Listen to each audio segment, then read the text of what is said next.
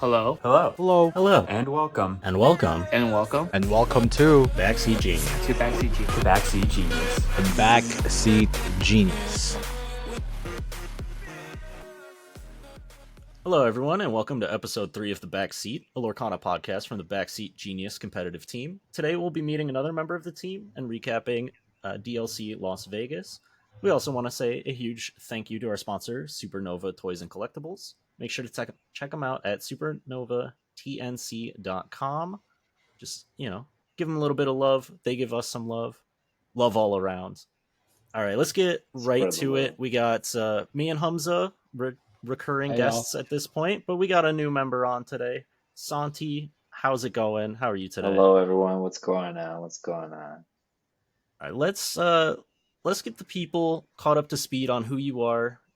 What does Santi mean to you? You got any TCG background? Have you been crushing it in Lorcana? What do you like about the game? What keeps you sticking around? That's right. Well, everyone, my name is Santiago. Santi for short. Fresh off the top at DLC Las Vegas, Nevada. With Red Blue. Got my continental invite. Thank you. Finished top 16 there. One short from the Mickey, but it is what it is, Trying to be like these two over here. Maybe next year, right? Maybe next year. It's okay. A little bit about me. I've been playing Yugi for almost 8 years now. It's been a real grind, man. A real grind. I'm what you call a late bloomer. So over half that time, I was just some noob at locals. I can beat everyone at locals. I'm the very best. But once you start traveling the world, well, not the world, but the U.S. specifically, you start realizing you're kind of trash at this game. So, yeah, I've been doing this for quite a bit. Card games in general. Tops and whatnot. I've only recently been topping events, challenges for Yugi, I guess. My most recent was actually this year in February, also in Vegas. Vegas loves me. Oh, yeah. That's the only place I could top. 2 years back to back there. We got to keep going back there then. Yes, sir. Please, Disney, please keep hosting in Vegas. But besides that, yeah, I'm just pushing Yugi to the side for now, focusing all my attention on Lorcana, and just trying to put my name out there. Yugi, you gotta do a lot. It's very difficult, and there's some names already established in the community, and breaking through is pretty tough. I give it that. But fresh start of the season, got my Nats invite. Let's see where I could take it from there and hopefully get the whole team out there. Yeah, you decided to come over to the kiddie pool and start beating up the Lorcana. Yes. I want to be the shark in the little pond for a little bit. All right. Well, I think that's a pretty good intro to who Santi is. I'm sure you'll see more of him. He's gonna keep doing well. We'll keep inviting absolutely. I think it's only fair to just kind of get right into our talk about DLC Vegas. It's just behind us. We're recording this, the week right after. Just to kind of recap where we were at going into Vegas. I think we had really similar thoughts about the meta and whatnot as pretty much everybody else. We expected a lot of Ruby Sapphire, Amber Steel, Ruby Amethyst, Emerald Amethyst, sort of as like the top of the pack, and then there were a few things kind of floating around the edge. But really, like the week or maybe 2 weeks leading into the event, it's kind of slowly started to be more rumblings of Emerald Steel. I know I was talking about it a little bit, but I was unsure of if people would really figure out a deck list. Of course, there's players that are really good at building decks, so some of them did. Would you guys say that's a pretty fair summary, or was there anything else you were expecting to see that we saw either more of or less of, or anything like that you want to add? I would say, sure. I would say that Emerald Steel, I think I heard of like a week before, right when people were thinking, how do I beat Ruby Sapphire? because that's what we expected to be 20 to 30% of the meta. I think that it was relatively consistent with what we were expecting, but definitely more Emerald Amethyst than I thought was going to happen. I think that was a great meta call. I was talking about it as a meta call to begin with. And I think it really showed up. It was the second most played after Ruby Sapphire. So I think, yes, we were right on the money, but we were also slightly off on what would have been as dominant as we thought it was. Yeah. Yeah, I feel like I had the sense that, like with Emerald Amethyst specifically, it definitely felt like people were kind of considering it the fourth deck of the big four, and I think it really showed up in Vegas. Definitely. Santi, does that, as the one that made it the deepest in the tournament out of all of us, does that sound consistent with your experience? Yeah, yes and no. Me going in, I know I threw it in the chat there. Well, we were trying metagame to metagame. Obviously, we knew Amber Steel was really dominant with the past. DeCandio's topping list, winning event, CCS event, and then followed with Kendall's Ruby SCG. Amethyst. SCG wins, yeah. Yes, shenanigans there. So at the very beginning of set 5, we thought, yes, this is gonna pop off. Amber Steel is gonna pop off because they got Pete, Naveen, and Daisy. So from there, we met a game. Oh, red blue, right? And then the closer we got to the event, and like we noticed, oh, there's more red blue topping. Like now, Ruby Amethyst is gonna pop off, and basically, I came to the conclusion that this is just gonna be Atlanta all over again. Which it really felt like it was. But my tournament experience specifically, I played a lot of Amber Steel, so that wasn't really what Atlanta was for me, but I'm glad it happened this way. Yeah, I think that's really interesting that you bring up Atlanta. Like, since I wasn't there, I didn't pay super close attention to it either. What about this event makes you feel like it was similar to Atlanta? So with the name that won't be spoken for Disney, good old Pixelborn. So the meta there coming into Atlanta was so rapidly changing that it just came to like a square off where it was just like the green decks, the Amber Steel decks, Ruby Amethyst, and Red Blue. And so you just saw all those come together at Atlanta, and there was no specific like dominant deck coming into the event. And so since the dismantlement of Pixelborn and coming into a fresh set of Shimmering Skies, we all came to the conclusion that it's going to be about the same thing. Everyone's going to have their own circles there, here and then nothing's going to give too much to like, how am I saying this wrong? I'm trying to get to my point here. I think that makes sense. Like, kind of like, okay, if there's not like one clear best deck and we get enough sort of like top decks, then you kind of end up in a spot where people are just going to play what they're familiar with. What they want to play, exactly. Yes, correct, perfect. Correct. But everything's just like slightly upgraded. Yeah. Yeah. It's not like set 2 when Ruby Amethyst just dominated the entire meta. Correct. There actually was variance. There was a lot of variance, yes. Yeah. I think that's a pretty good point. Like I said, I wasn't really like super familiar with Atlanta, but now that you bring it up, like that makes a lot of sense to me.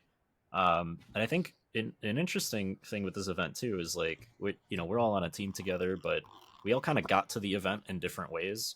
So I figured before we get into the nitty gritty, we could talk about our experience at the event itself. We'll circle back around to me, but like I got in Wednesday night, so I was there for a few days. I think it's probably most fair to pass it over to Humza first as our returning top cut 72 card. You're definitely gonna have to touch on that. 72 card Titan. Yeah. So tell us about how Vegas was for you. It was honestly very interesting. So I got in late, unfortunately, because I'm a resident in Seattle. Mm-hmm. So I didn't get in until Friday night, like 9, 10 p.m. Felt a bit rushed and honestly did not have my deck together as I wanted to. So Friday night I come in and I rebuild the entire thing. And one of our team members, Dewey, and I had to sit down and make it together. It was still going to be 72 cards regardless, because Toolbox is the name of the game for me. And I had enough draw power that I knew it was going to work. But the actual tech choices were varied. I ended up switching out 2 Develop Your Brains, 2 Let It Goes, and taking out 1 Mufasa and added in 3 Gastons, an Ice Block, and Hades. Mm-hmm. And so my uninkable count was higher than I wanted it to be. It went up to, it was 26 out of 72, and I usually like it to be 24. I think at 24 is my comfortable spot. And it was as good as I could hope, honestly. Man, yeah, you went 5-0 in the beginning, and then I did. He didn't want to give you the win. You got 2-0, and then the next round, you're like, I got it. Don't worry about it. Then you ran into the Zach Bivens train. Correct. And Bivens is a phenomenal player. So much respect to him. His green steel deck was 100% built to beat mine. He says it wasn't, and I was like, buddy, I've never got so smashed in my life and how I got against you. I played first 2 rounds were Ruby Amethyst. I played 1 mirror, 2 red purples, and then 1 green steel. Didn't see I saw 1 amber steel actually, and so that's what's sad for me. I had to play all the different decks instead of being able to run them all. Then Bivens smashed me, and then I had to play green purple again against Mo Shamblin. Shout out to him because he made top 8, and he's a great guy. His deck was green purple, and I have a good matchup against it. And then I made top 64 was super interesting because I played Amber Steel aggro, which I am not favored in actually. Amber Steel I am, but the aggro is a 50-50 shot. I was the 2nd seed, but you can't really stop a Daisy Piglet turn 3, regardless of what you're trying to do. That's pretty fast. That's fast for anyone. That was game 1, and he smashed me there. Game 2, I got him because he only went with the Cinderella first. And then game 3, it was Daisy Piglet again. So I'll take my wins. I ended up 33rd overall. I think it's pretty, for my second event, I'll take it. And I had a great time. So can't win them all, I will say. I also will say everyone asked me, do you brick? You have so many uninkables. How often do you brick? I bricked 1 game in the entire set, and it was game 2 against Bivens, where I hit 4 uninkables in a row, and I was like, GG, no ramp. Oof. So while we're on the topic of your deck, is this where we address the 72 card thing? Do you want to just talk on that for a minute? Because I'm sure we're going to get a lot of comments about it. So why 72? Why more than 60? Why that number specifically? And what's the highest you can go? How many more sets before we can play like 120 cards? All right. So 72 came to be actually arbitrarily. It could have been 68, could have been 69. After Order 66 by Zacandio, I felt much more comfortable playing more than that. The real rationale is it's 2 factors. One is threat density. And so in order for red-blue to beat the mirror, you have to have a higher threat density, or you have to be the best sequencer on the planet. Sequencing, of course, takes a lot of reps, but my threat density was always going to be higher because I knew that you can't get rid of everything I play. Mm-hmm. So that was the first thing. I was like, I need to have a more established board so that my top decks, when you and I are top decking, you have to answer mine before I have to answer yours. 12 cards from a toolbox perspective. Actually, I take the Magic idea of having a sideboard and I just put it into my deck. And I was like, the only way that you can alleviate that is having enough cantrips. My deck runs 14 cantrips, I believe, which is nearly a fourth of the deck. A fifth of the deck. Mm-hmm. And so you are bound to have a cantrip in your opening hand. If you have enough cantrips, it does not matter what number you end up playing. yes, you need some cards more frequently than not. I would argue Hiram Popsicle Ramp is unnecessary, but it's not what you need every single time. From a numbers perspective, if we use sequences, the percentages differences are marginal. It's like 1.2 to 1.8% of a chance of drawing the card that you need at the same time. Mm-hmm. As a result of that, it's more just about sequencing and skill diff of like, I know that the card exists in my deck, then I just need to be able to find a way to draw it versus not having the answer at all. So, for example, a lot of red-blue players are going off the Maleficent Dragons. And I'm like, hey, you need targeted removal against Tamato unless you're going to V-prep the entire time. And I was like, okay, I'll play Hades or I'll play a Let It Go. And especially with Pete, I needed to have other ways to get rid of stuff. Oh, yeah. As to the question, is there an upper limit? Yes, but that's all based in distress tolerance. I think at most I will ever play like 80 cards. I think that's what I'm going to say my mindset at. And that's based on cards that will at least let me draw for inking, right? If I have cards that say draw an extra card, kind of like Chicha. Yeah. Chicha is a good example of why you can do it. It's just Chicha's uninkable, so it makes things a little bit harder. Or there's more answers. There's a need for answers. I think you can go higher. And I think people, the best thing about like what I've been able to do with 72 is I've been able to break the mold for what people expect from a normal deck. And I hope that gives people solace and gives people motivation to play what you want, how you want it, and not necessarily be confined by the standards that other people think you should be playing. I know there's a lot of discourse about this on the discords about like is 60 enough. I know who was it? Cable came out with a percentage and be like, "There's one guy he's playing over 70 and he's made it." And I've been like, you know what, Cable, you're right. Like, show everyone that. So it gives them the support that they need to go test out weird things because it can help and it can win. Now, it does require a lot more distress tolerance and it requires a lot more of you sitting down and knowing your lines perfectly. But that's what deck testing is for anyway. Mm-hmm. Yeah, I think that's I think that's a great way to sum it up. I know you and I have talked about this a very little bit, but I had to put you on the spot because you know people are going to ask about it. So one last mostly unserious question, but was there any consideration to playing 73, just adding one more and just like you top again, you added one card to your deck and just like rub it in everybody's faces?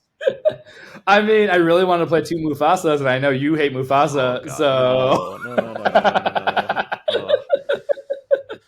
Hey, I had a guy instantly concede when I played Mufasa, so I'll take it. I mean, I instantly win the game every time someone plays a Mufasa against me. So what I've gathered from this, same here, man, is we have different approaches to the mirror. Your approach is to play more threats, beef up your deck a little bit. Like you said, if I'm playing 60, it means that I'm just going to sequence better than them. So I think you could take either side of it. Now, I think we got to pass it over to Santi because he was also on Red Blue. For those that don't know, everybody in Chicago just seems to love Red Blue. Oh yeah, he was Red Blue Central. I actually forgot to double check. Santi, were you on 60 cards exact, or were you dabbling? I was exactly. I am a 60 card entrepreneur. He's an originist. He has to go by the book. I have to. It's the Yugi in me. Oh yeah. 40 is the new 60, and 60 is the new 40. But there is a little bit of spice with your deck list, which we can get to absolutely. in just a moment. Why don't you tell us about how your event was? It was a pretty rough start, man. Not gonna lie. Not all of us can be like Humza and just like break one game. My first round into my best matchup, I could not find ramp on 2, and I ended up drawing, and I was like, this is the event, I guess. Another event of just not. And you played against Amber Steel round one, well. Right? Yeah, I did play against Amber Steel round one. There was literally Brickfest happening next door, and you spent too much time. Dude, literally next door, yes. Brickfest live. Yes. So yeah, that kind of almost got to me, but we carry on. I try not to. I've been doing this for years and try not to get in my head about it. My next game was into green purple, the buy, like just said, easy 2-0. And then after that, the spirits are up before lunch break, and we play into green steel. This is not the discard I lost to in top 16, but this is just like Morph on 2, Beast on 3, like less discard. I don't think he was playing John or anything. But again, I like drew ramp on 2, but it had like no playable 4-drops. So like getting there, I That's like just the whole like did point. nothing. Yeah, exactly. The whole point. And I play so many in my deck. It was so disheartening for real. So we ended up 102 going into lunch, and I'm like, man, this is just Chicago and Atlanta all over again, because that's my curse. Even in Yugi, like I always lose round 3 of the event, and I just can't get over that hurdle. It's just so insane to me. But coming back from lunch, we dust it off, move on forward.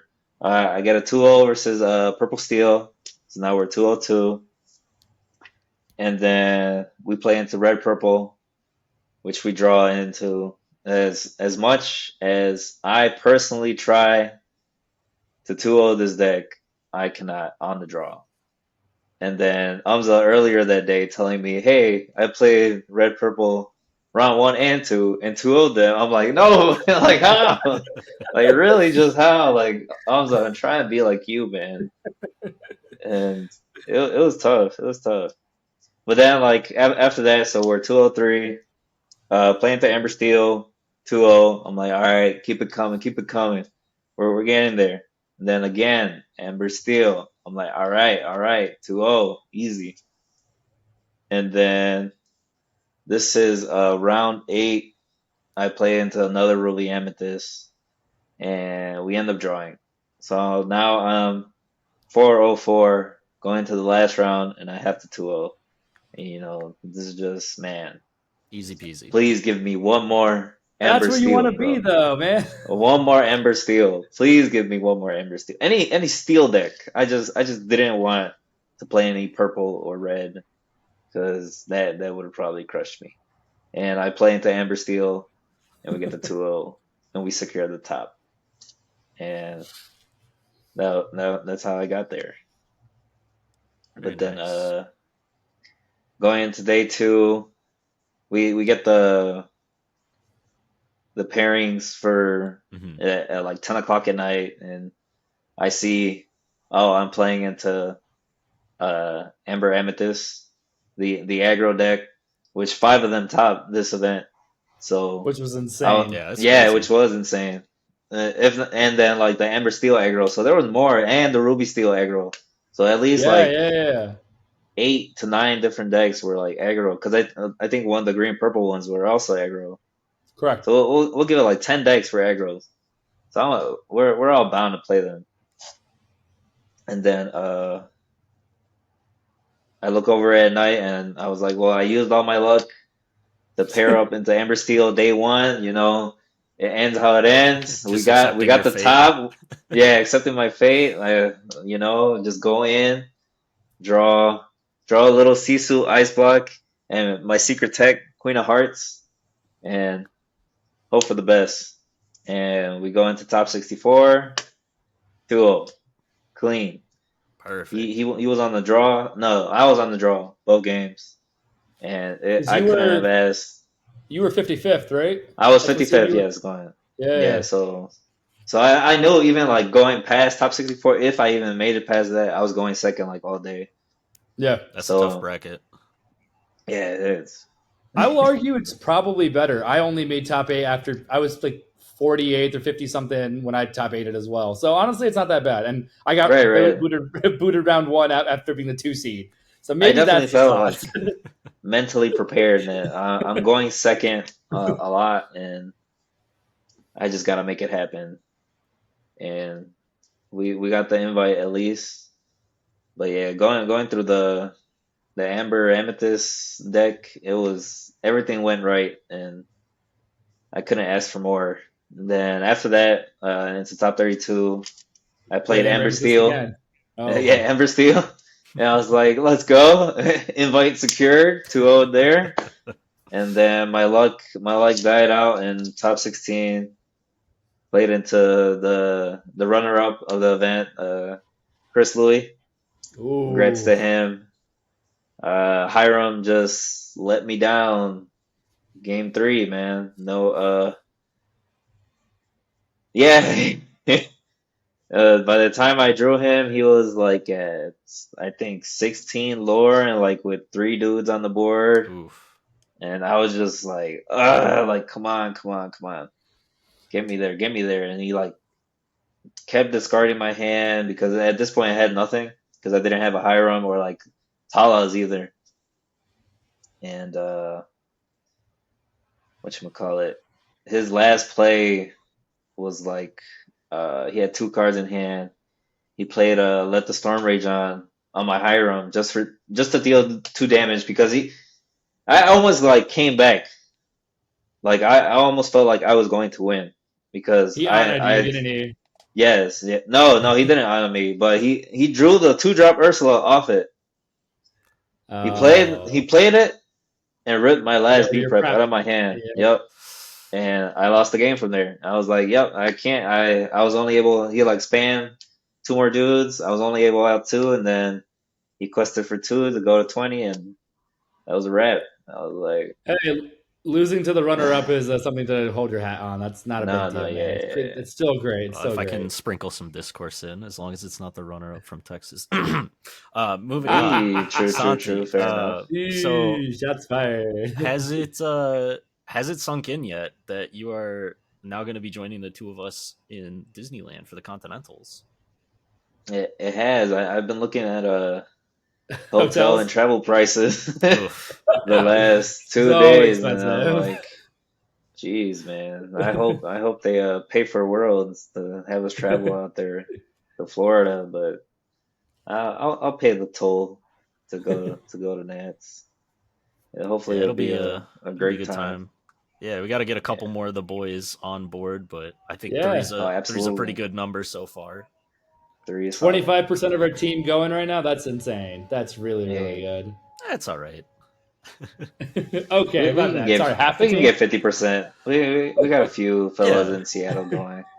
Yeah, easy. So you played red blue. We already talked about this. You were I on did. 60 cards, but I was, your deck was still a little spicy. Do you wanna tell us about some of the card choices or card not choices that people might not fully agree with? Absolutely.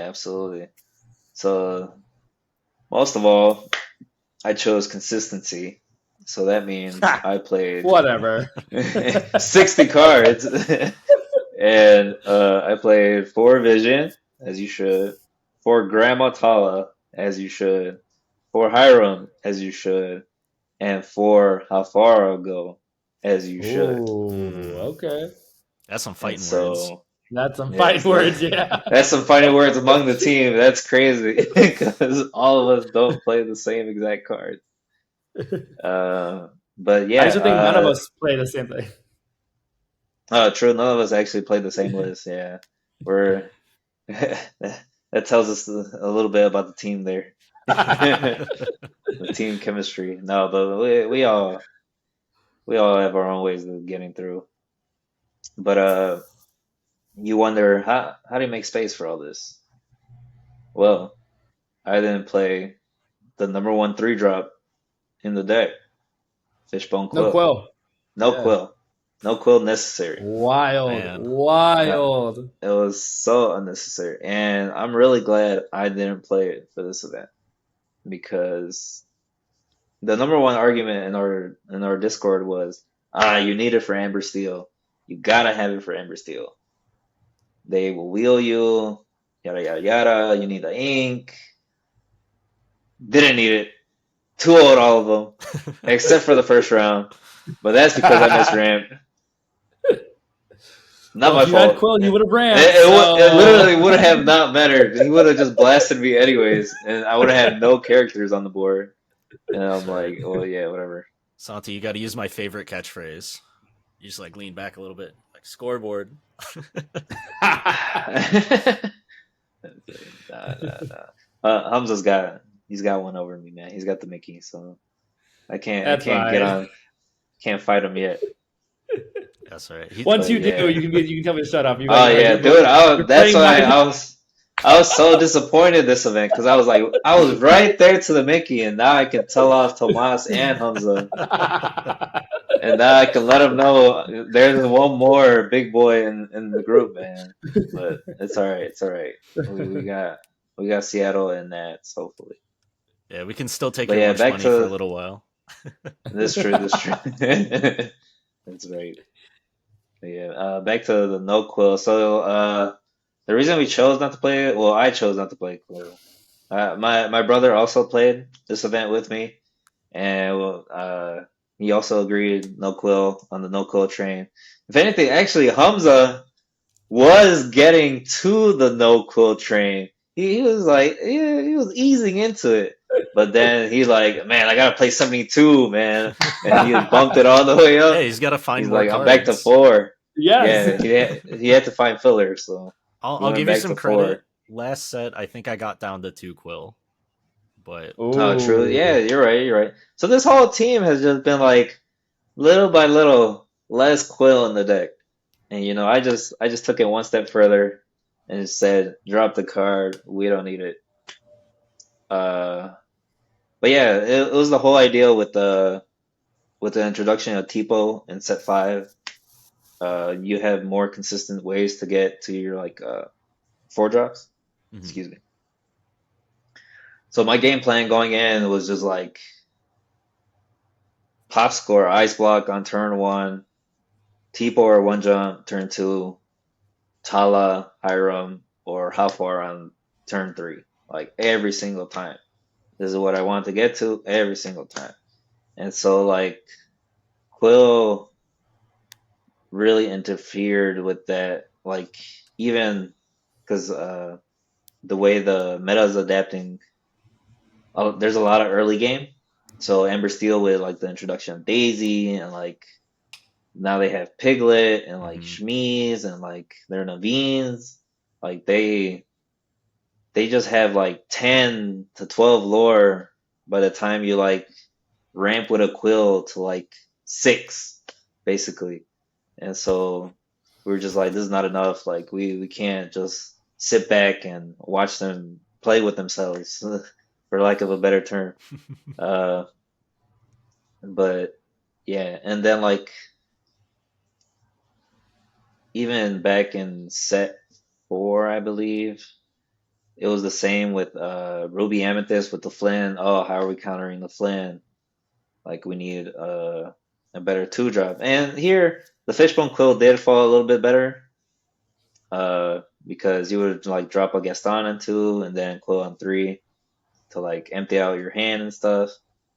But like with the fall off of Ruby Amethyst a little bit, not too much. I considered more the Ember Steel matchup Mhm. and really looked at is Quill really necessary or if I can just do the 1-2-4 every time and be able to beat the deck.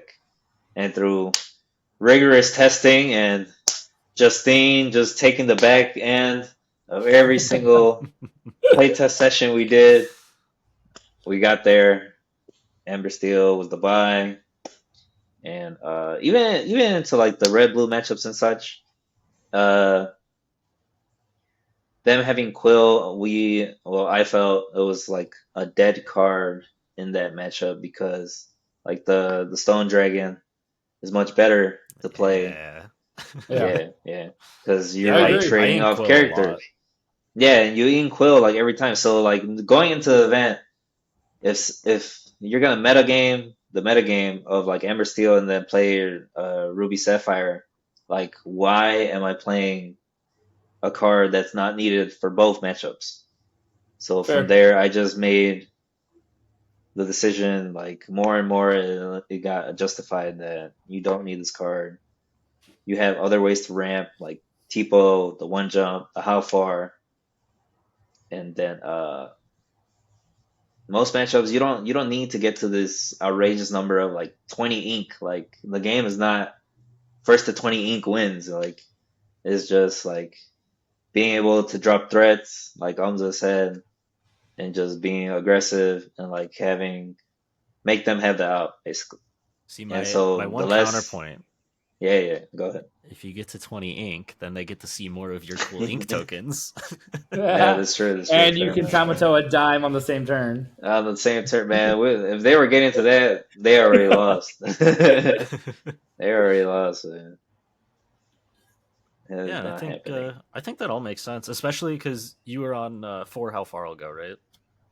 Correct. Which Correct. is Yeah, I think if you're doing that, So it felt. like you said, you got more consistent ways to ramp. were you Yeah. on one prep or two? I was on 2 prep for the weekend. So what was your So uninkable count? my uninkable count was 20 cards. Exactly. Oh, okay. Yes. I just took what was good every time because like I've been playing the deck since set 3. I know I'm not a Humza set 1 legend over No here. one's me, man. Thank Playing the deck goodness. before he was even like thought of. He used to beat me up at locals. I'm like, man, I can't go wide. I can't go like narrow. Like what's going on? Like is this real? It was very real.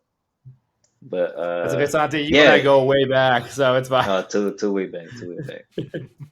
But yeah, looking back at it, uh, Predator just keeps getting weaker and weaker with every set. Like you don't have the ability to like nuke your like the whole board because your opponents have so much more counterplay with like locations or just like Pete. Pete. Yep, the introduction of Pete in the format, and then like dropping like 3 dudes and making you have another prep. Like it just made it so much harder. And with like the introduction of Big Sisu, it just made more sense to try to fit that card in, try to make it work, figure out what's the ratios on like ice blocks and like the little You're Sisus to maybe playing have. you're playing 3-3-3, right? Or are you playing I ended four up ice blocks playing for big systems? 3 ice block, 1 3-drop Sisu, the Oh, uninkable little wild. human, and then Wild. 3 big shifts. But Did you didn't see a it all single worked meter, out. did you? I did not play a single mirror So this that's weekend. why. That makes No, more no, no, sense. no, no, no, no. Trust me, trust me, trust me, trust me. Trust me, trust me. We can link the deck list below, and you guys can see all my reasoning. But I played 4 brawl to like beat the high run because that's what it was. Also with like Quill, like your best turn with Quill would be after resolving a high run, and then playing a Quill, ramping with that Quill, and then questing with the high run and draw 2 like free cards basically. And so with the introduction of like Brawl in set 4 and then like now in set 5, the increase of little Sisus in the deck to counter Daisy in the meta, like your Hiram is just never Yeah, no. seeing another turn. Hiram never Yeah, it's lives never anymore. safe. And so that was just another reason. Quill sucks. I don't want to draw this item. I want to draw a character. I want to draw this song that like gets me there and just makes it happen. And so yeah, there it was just there's a pattern going on, and hopefully people can see it or agree with me. Like Hamza said, don't feel like you have to copy a deck list. Like feel free to venture out and really just put your Yeah. mind into it. Yeah. Yeah, if you're gonna copy a deck list, you copy it and then cut 2 cards to make room for Stone Dragon. Or you add 12 cards to Or you be add 12 flexible. cards. That's right. That's right. Alright, so now I'm gonna completely 180. I'll talk about my event a little Yeah. bit. I'm gonna completely 180, and I'm gonna say 4 Quill all the time, 2 Stone Dragon. I'm That's completely good. Chicha pilled. It's never changing. Jesus, not Chicha. So for me, I got in a little early. I got in Wednesday evening. Was at an Airbnb with a group doing some testing. Shout out to those people. You know who you are. If I mention any names, I'm gonna get dragged on Twitter because they're all awful people that are very cringe. But shout out to everybody that was at the lounge house. Those guys are great. I actually did not manage to get off the wait list, and I like before the event, and I managed to get my attendee badge at like 2 p.m. on Friday. So I had That no was plans. crazy too Yeah, it was because wild. we had like 200 slots open because there was like 1,900 people that showed up. Yeah. Yeah, and I You would know, definitely still that's not recommend anybody do what I did. Like I made the plans to go, and I decided I was going regardless. So I got my badge. Didn't have any plans to play anything, so didn't do anything Friday. Saturday, I signed up for the 10 a.m. constructed side event. Um, that went pretty well. I think the one on Friday is they do two. Then I want to say I think that had about those had about 300 players each. The Saturday one was about 140, 143, something like that. As is tradition, I threw my deck list together Friday night. I was hanging out with some of the Labyrinth boys. Shout out to them and some of the people in the house. And I saw everybody that was playing red blue working on their decks. I'm like, you know what? I don't like any of these lists. I like some of the stuff they're doing, but none of these 60s, 60s, none of those did anything for me. And so I kind of, took a little bit of spice from here, a little bit of spice from there. Ended up playing some interesting things. You can find my deck list if you want. I wouldn't recommend playing the exact configuration, but I wouldn't either, I fellas. Please don't. I gotta be honest. So like I have been I've been shouting about Stone Dragon since Chicago, and I think people are finally catching on. That card is absurd. Not in every matchup, but the matchups is good. It's very good. And now if you are able to work Chicha into your deck, Chicha and Stone Dragon, oh, what a way to draw cards. You can still do the fishbone quill thing where you're, quilling every turn to draw an extra card off Chicha, but once you get some Stone Dragons going, you don't have to worry about it. It's great. Was also on Queen of Hearts, like Santi. I could go, either way on that. I think all the red two drops Best honestly card. just kind of suck, but They do though. They do. that one was the least offensive. I was trying out like Vitalispheres and all that stuff. Big departure from like what a lot of other people were playing. I wasn't on any How Far I'll Goes, so I wasn't quite like Me that either. list. I didn't play any 3-drop Sisus. I was just trying to Wild. see if I could get away with it. And this one, the most controversial, I didn't play any Vision. I Any vision? Oh, Yeah, I what? played Get zero. out. We're Get ending the out. Yeah. podcast here. Yeah, get All out, get out, right. get out, So get out. I Don't agree. listen to us. No. So I agree 100%. That card is absurd. That card is broken. For the people that want to draw analogs to Magic, that card is probably as close as you can get to Demonic Tutor. If you want to be hyperbolic, but I think the card's really good. I just wanted to try not playing it. I saw a couple lists not doing it. I figured with the Chicha engine and the Stone Dragons, especially, like maybe I could get away with it. I did end up placing top 8. I got 7th out of whatever it was, like 140 people. If I didn't have a massive headache in the first couple rounds, maybe it would have been top 4. But we take what we take what we get. And honestly, like I want to find room to get the visions back in. I didn't miss it anywhere near as much as I thought I would. You just gotta, just be like really good at mulliganing and ink, perfectly and optimal, and then you're fine. I I might. don't know, man. Sounds like you were at Weenie Hut Jr. while everyone else was at what was it? What's the tavern called? I forgot. Tough. Oh, the salty spittoon.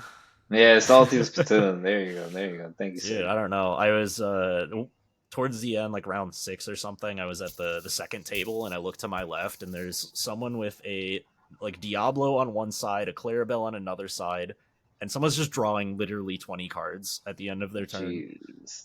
I'm like, oh, okay, we got some stuff going on. I mean, Yeah, I think I that think it went happened on pretty well. stream too. I had a team kill in round like 5 or so. Me and DQ got paired against each other. True. He walks R.I.P. over, DQ. shows me melee on his phone, and he's like, "This is you, isn't it?" I was like, "Ooh. All right, DQ, sit down." Not the Stone My Dragon. my favorite part from the entire event is game 2 against DQ on like turn 4 or 5. I just look at him dead in the eyes, and I'm like, "DQ, you ready for the heat?" And just play both Stone Dragons in one turn. And Oh my he sank god. in his Not like chair. I felt this. bad, but I had to do it to him. To add another tally to the record book, I had a Blurple opponent play a Mufasa against me. The game immediately ended because I killed it on my turn, and they died. Oh, okay, But... whatever. Sounds standard. Sounds standard. Yeah, That card is not living. Never. Yeah, no. Overall, it was Actually, really you good, can though. let it live, and it still does nothing. Like actually. Yeah, it's like a reverse how far I'll go, right? Yeah. Yeah, literally. I got my top 8 finish, got my tickets, had exactly enough between I got 90 for the top 8. So between that and then participation for that and some other stuff, I was able to pick up a Cinderella playmat, get myself a hat. That was all really cool. Kind of the rest of the day, Saturday and then some on Friday, got to go around, talk to a lot of people.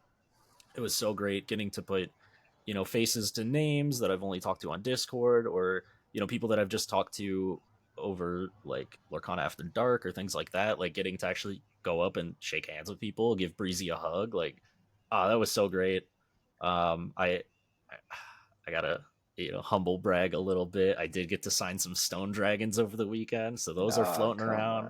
Yo, the amount of people I saw coming up to you, you deserve it. You earned it.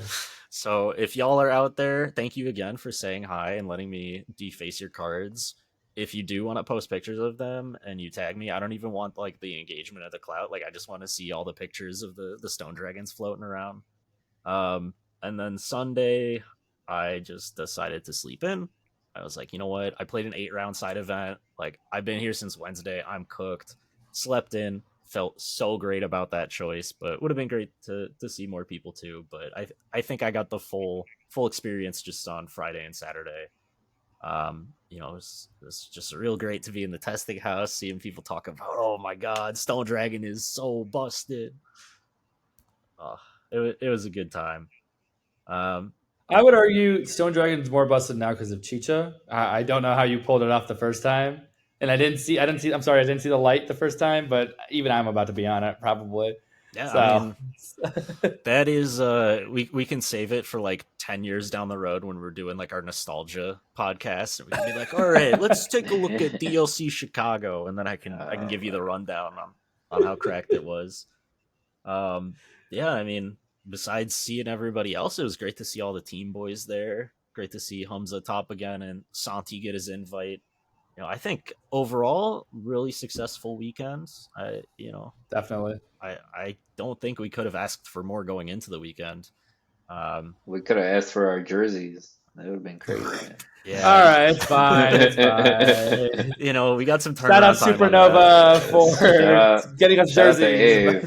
Yeah. Hopefully, we should have them for Seattle. From what we should have them for Seattle. And I didn't have room in my luggage for my Crocs, so next time Seattle, I'll have the matching Crocs to go with the jersey. It'll be great. Yeah. It'll be even more. Yeah, but you have a ticket? No, for Seattle. No, I'm still going. Oh my god! I waitlisted again, dude. Not waitlisted again. Jeez, twice in a row. That's my fault for going out and touching grass and trying to get a ticket while I'm on my phone. It was bad idea. Yo, Miles got it while he was on a plane, so hey, that means you're not trying hard enough. Miles is just built different, okay? There's a reason he's our captain. Yeah. So I think that's probably all we need to talk about that. So we can move on to our wrap up here, kind of wind down a little bit. I mean, just going forward, looking back, is there anything from the event, I guess, besides like kind of how much Emerald Steel popped up? Is there anything else about the event that surprised you guys? Do you think it more or less played out how you expected? Any kind of closing thoughts on DLC Vegas? I will say that, and this is the continued discourse that's been happening regarding integrity of the game, is the best way to place it. I think that DLC Vegas really put an emphasis on that. And I think there will need to be some sort of clarity on what the expectations of players are, and have a more rigid and explicit guidelines for what is acceptable and what is not. There were iterations of the whole Pete discourse that happened. I was on there, like that happened to me, and I felt bad for the player because they didn't announce the Pete trigger, and so I played something, not intentionally, of course, but they were like, "Oh yeah, that resolves," and I was like, hey, but like I know that's a rule, or the whole whatever top 2 at Dallas thing. I think that this DLC specifically really opened up my eyes about the potential for damage that might happen. And so I think that moving forward, there just needs to be a higher level of vigilance from players, both doing and saving, to not. It's a card game, right? But there's a lot at stake. So just be a good player, be a player who cares about the game, and not so selfish that you're only in it for yourself. Yeah, Unfortunately, respect your opponents, respect the tournament. I correct. think you summed it Correct. all up really well. I don't think we need to go into any more specific detail on it. If you know, you know. But yeah, definitely a lot of discourse around like tournament integrity and that kind of stuff. Well, I'd like to say it's also on Raisenberger to like open their eyes a little bit and realize, like Humza said, there's a lot of stake at here, and it's not just up to the players to be responsible of other players, but like have Ravensburger and PPG or whoever is hosting our future challenges be have their foot down a little bit, right? Where I feel like they've been a little too lenient going into these events. Maybe it's just how my love hate relationship with yeah, the Konami and me. They don't care about us at all, but they make sure everything's run to a T. Obviously, everyone has their ups and downs, but I think Ravensburger's gotta just step it up a little bit. I know they're trying to keep it as casual as possible, but the game is only getting bigger, and it's gonna keep getting bigger.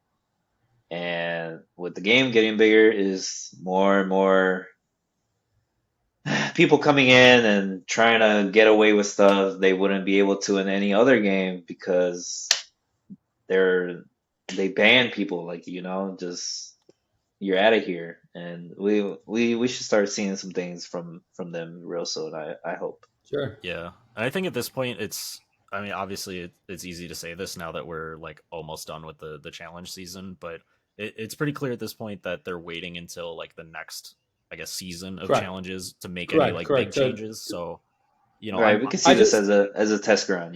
Yeah. But I worry for Continentals and for Worlds. Like you can't be loosey goosey about that unless you want to do it right after the challenges, which I'm cool with. Right before Continentals come in, be like, hey, here's the updated rulebook. We're cool with that. I'm okay with that. That should happen. Yeah, we have a little bit of a break until then, but I think definitely like until they do make changes, like people's attention and focus is going to be on sadly, what structural you changes are going to be made. Because the only other thing I wanted to say, and there was a secondary discourse about this, about the 2-game format. I think that is very interesting. I think people have felt it more and more later on. Personal opinion, helps variant. I understand you need more rounds for it, but I think Lorcana is just trying to be unique in that way, and I think I would allow it as much as that sucks if you draw the entire time. It's very interesting because it felt a lot more stronger at DLC Vegas as compared to all the other DLCs, where people were very adamant about their opinion regarding the format of the whole thing. And I don't think it's going to change. It might change for Continentals and it might change for Worlds, but I don't think for the challenges, just because of the rapid nature of the game. Yeah, just for the like logistical benefits of doing it. Correct. I think it'll definitely be interesting to see. So, assuming they stick with the 2-game format, how they adjust everything to like the larger player counts. My understanding is everything was originally designed around these events capping at about 500 players or so, and we definitely hitting a lot more than that. So we'll see what happens, but I'm still hopeful. A lot of I don't know what word to use, but like a lot of the Ravensburger people that do interact with the community, I know a lot of them were in attendance. A lot of them go to all of the DLCs. I know they do listen to feedback, and they've made it very clear that they're not pulling a Konami, as Santi would probably say. But we just got to give it time. But I am hopeful that there will be some changes. We just got to wait and see what the details on that are. So, absolutely, we just wrapped up on Vegas, but like we're already looking ahead to Seattle, right? That's right around the corner. Yep. We got 5 weeks. Just 5 weeks. 5 weeks. Do you guys have 5 weeks now? You guys have any thoughts already going into Seattle? Anything specific or just kind of general stuff?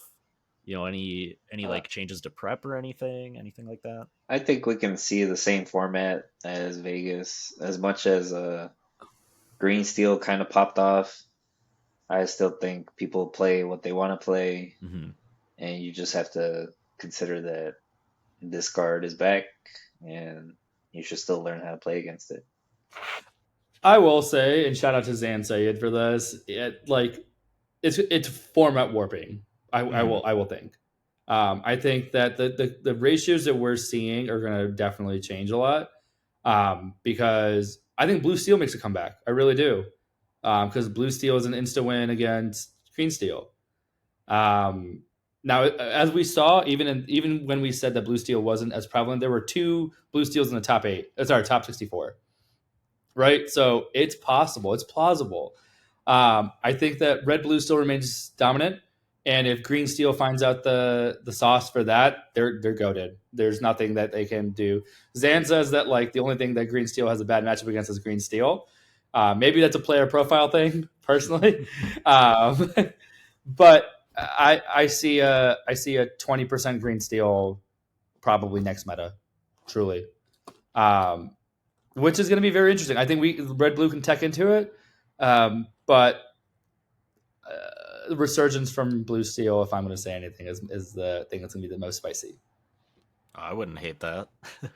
I wouldn't hate that either, honestly. And Santi, what about you? Are you? I don't know if we've talked about this yet. Are you planning to go to Seattle, or what's up with you? I did not make an effort to try to get a ticket. I did put my name on the wait list, so I'll be hoping to get off that. But originally it was Vegas or bust.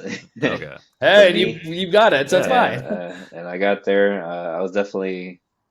I think they had already announced LCQs or some sort of LCQ before they had sent out the tickets for Seattle. So that was kind of what I was gunning for. Gotcha. But yeah. I don't really plan on going to Seattle at the moment, just to hang. Not my type of thing. We'll see. We'll throw Vegas you in Miles's backpack or something. Or come stay at my place, either or. Hey, yo, he's invited. Yeah, Humza, how many couches you got? I got 1 futon and 1 air mattress and 500 square feet. So the whole team in there, man. The whole team. Yeah, we'll keep it warm. All right. Anybody got any final thoughts? Or I think that's a pretty good spot to kind of finish things up for this week. No, yeah, I agree. All right. Yeah, I got nothing now. All right, now we got to do the obligatory shouting out all the things. If you want to find the podcast or the team, check us out. Twitter at Backseat Genius. God, I always got to double check. I don't think there's a TCG on the end, but there might be. Check us out on YouTube as well. If you are listening or watching this somewhere besides YouTube, you can, of course, find the podcast there. I know Teddy was having a little bit of issue getting it on Spotify originally, but it should be all good now. It's all good now. It's all good now. Yeah, so check it out there. The kinks. If you're watching on YouTube, be sure throw us some comments if there's anything you want us to talk about. We'll be sure to talk about all that. Shout out again to our lovely sponsor, Supernova. Check them out at supernovatnc.com. They're great. We love them. They love us. If you enjoy me and my memes and my Twitter discourse and whatnot, you can find me at StoneDragon_ on Twitter. My DMs are usually open. You can probably find me on any of the Lorcana discords as well. Humza, where can people find you if they want to convert to the Church of 72 Cards? You can find me on Twitter at HumzaKhan25 or on Discord at Oberon125. Please, I'd love to have a spirited discussion about 72 cards, or how many more cards should we add? I'm here for it. Oh, yeah. Brendan, Frank Karsten, all you people get at him. And Santi, what about you? Where can where can people find more of you? Everybody's witch hunting. Here. You can find me on Facebook, Santiago. You can message me if you'd like. I'm usually posting my cards for sale on the Lorcana sales groups. So I'm not that hard to find. And then I don't really use Twitter like that, but I'm on there. You can message me at hero of the day underscore. And yeah, if you want to come at me for cutting Quill, what's up, man? What's That's up? all right. We'll Humza and I will take you out behind the dumpster and we'll get this settled. You hit him with a Stone Dragon, I'll hit him with the Hades. It's fine. No, you hit him with the There extra we 12 go. cards. That's what it's for, right? The extra 12 cards. Whatever they may be. The Mufasa. There you go. Oh, Hit me yeah. with the Mufasa. All right. Well, thank you too for joining me this week. No course. Teddy again. He's been busy, but it's okay. I'll weasel in and take the reins. Thank you everybody all that's good. joined us and listening. We love all the support.